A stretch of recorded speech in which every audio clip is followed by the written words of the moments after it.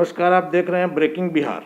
अभी हमारे साथ हैं पूर्व मंत्री प्रोफेसर रामजतन सिन्हा। आइए इनसे जानते हैं अभी के जो हालात हैं स्वास्थ्य व्यवस्था को लेकर बिहार में, उन पर इनकी क्या है राय। सर, आपका स्वागत है। धन्यवाद। अभी का सर जो वर्तमान स्थिति है बिहार का स्वास्थ्य व्यवस्था को लेकर, खासकर उस पर आपको क्या कहना है सर? हालत बिल्कुल चिंताजनक है और इसके दो आयाम हैं। एक तो यह है कि मुख्यमंत्री का जो पकड़ है बिल्कुल जनता पर, आम जनता पर से संपर्क है, प्रशासन पर जो पकड़ है समाप्त हो चुका है और व्यवस्था बिल्कुल ध्वस्त हो चुकी है। आप इसका अंदाज़ा इसी से लगा सकते हैं कि कोई भी पेशेंट जब प्रखंड में जाता है दूसरे जिला में और जिला में जाता है तो पटना रेफर किया जाता है। कोई भी अस्पताल किसी पेशेंट को लेने को तैयार नहीं है। किसी दबाव में, किसी पैरवी में कोई भर्ती हो जाता है, कोई भी डॉक्टर या चिकित्सक उसको छूने को तैयार नहीं है। एनएमसीएच के सुपरिटेंडेंट का यह कहना कि हमें इसे मुक्त कर दिया जाए, ऑक्सीजन की व्यवस्था नहीं है, ये बड़ी चिंताजनक है। एक उदाहरण हम आपको देना चाहते हैं कि हमारे रोड में जो पहला क्वार्टर है उसमें 9:30 बजे एक एम्बुलेंस आया रात में। वह 5 हॉस्पिटल में गया, किसी ने नहीं लिया और एम्बुलेंस में ही उसने दम तोड़ दिया। उसका डेड बॉडी यहाँ पड़ा रहा। जब हमने सिटी मजिस्ट्रेट से फ़ोन किया, उन्होंने ज़रूर रेस्पॉन्स लिया और तब डेड बॉडी का यहाँ से डिस्पोजल हुआ। आज के डेट में इंसान भाग्य और भगवान के भरोसे है। पूरी व्यवस्था चौपट है। सबसे बड़ा है जले पर नमक छिड़कने जैसा। केजरीवाल ने कहा कि पर्याप्त बेड है, दवा ऑक्सीजन की कोई कमी नहीं है। जैसे ही कमी हुई उसने कहा कि अस्पताल के बेड भर चुके हैं, हमारे पास ऑक्सीजन की कमी है, इसलिए हम लॉकडाउन के अलावा मेरे पास कोई विकल्प नहीं है। मुख्यमंत्री जी जो निर्णय अभी लिए वो निर्णय 1 सप्ताह पूर्व ले सकते थे। बिहार को सबसे घाटा मुख्यमंत्री के अप्रजातांत्रिक रवैये के चलते है और अहंकार के चलते है। देखिए, प्रजातांत्रिक व्यवस्था में पहले उनको फील्ड अफसर, डीएम से, एसपी से, कमिश्नर से बात कर लेना चाहिए था। उसके बाद जो इनके अगल बगल जो रिंग है, जो इनके एडवाइजर हैं, उच्च स्तरीय समिति है, उसे राय लेकर तब सर्वदलीय बैठक में जाना चाहिए था। और सर्वदलीय बैठक में कोई फैसला होता तो वह आम जनता तक मैसेज जाता, सारे अपोजिशन इस निर्णय से बंधे होते और तब इफेक्टिव होता। इन्होंने उल्टा किया। पहले सर्वदलीय बैठक राज्यपाल ने बुलाई, उसको महत्वहीन बनाने के लिए फिर इन्होंने अपने बैठक किया और निर्णय लिया डीएम एसपी से बात करने के बाद। तो डीएम एसपी तो एजुकेटिंग अफसर है, वो निर्णायक बॉडी नहीं है प्रजातंत्र में।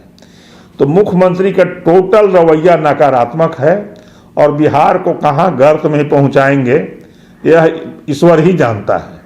आप एक बात नहीं, आप शुरू से देखेंगे कि इन्होंने नशाबंदी किया। सरकारी रिपोर्ट के आंकड़े बताते हैं कि अरबों रुपए के शराब पकड़े गए, बालू माफिया लगातार पकड़े गए, चोरी डकैती मर्डर हुआ और अब कोरोना आया है। कोरोना में सरकारी तंत्र पूरी तरह से फेल हो गया है और इंसान का जीवन बिल्कुल भाग्य भरोसे है।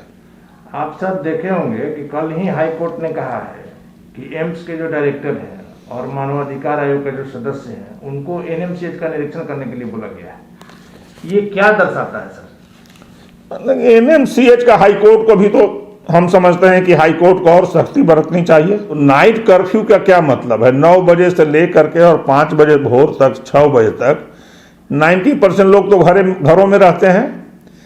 चैन तो तभी टूटेगा जब ये कम से कम 72 घंटे के या 62 घंटे का भी शुक्र के 9 बजे रात से लेकर के और सोमवार के 6 बजे तक लगाते, तभी ये चैन टूटता।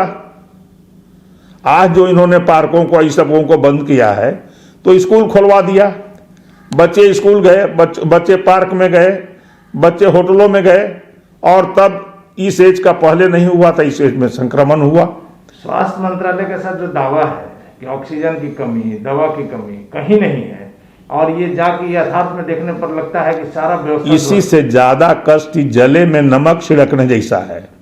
यदि केजरीवाल की तरह ये बोलते कि शायद दवा की कमी है, हम प्रयास कर रहे हैं केंद्र से दवा मांगने का, ऑक्सीजन की कमी है, इसके लिए हम क्षमा मांगते हैं, तो शायद लोगों के जख्म पर थोड़ा मलहम लगाने का ही काम करते। लेकिन ये बयानबाजी करके सरकार ने जितनी घोषणाएं की हैं, जितनी बयानबाजी की हैं, उसका लेखा जोखा खुद सरकार के पास नहीं हो। आम इंसान की बात छोड़ दीजिए, अब हमको देख रहे हैं, ये देख रहे हैं, ये देख रहे हैं, ये देख रहे हैं, ये देख रहे हैं, ये देख रहे हैं, तो आम इंसान कितना डरा हुआ, कितना सहमा हुआ है। और आपको और दिखाएं, आप देखिए हमारी भाभी का देहांत हो गया है। हम दुधमुही में गए, अब जाने की बात है 10वां में और भोज में, जाने की हिम्मत नहीं जुटा पा रहे हैं। इंसान अपने धर्म से, अपने कर्तव्य से भी च्युत हो रहा है।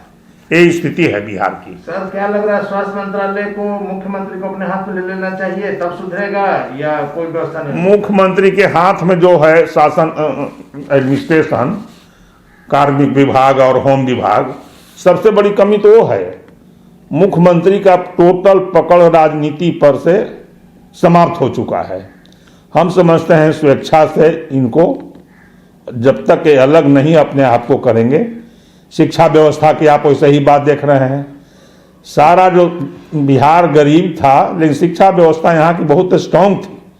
15 साल में साइंस कॉलेज जैसा, पटना कॉलेज जैसे प्रतिष्ठित संस्थान को इन्होंने समाप्त कर दिया। एकमात्र केवल नालंदा को विकसित करने में सारा राज्य का जो रिसोर्सेज था झोंक दिया। जो बचा हुआ रिसोर्सेज था उसको प्रसाद की तरह उन्होंने बांटने में लगा दिया। उससे बचा जो रिसोर्सेज था, कंस्ट्रक्शन में इनका बहुत इंटरेस्ट है।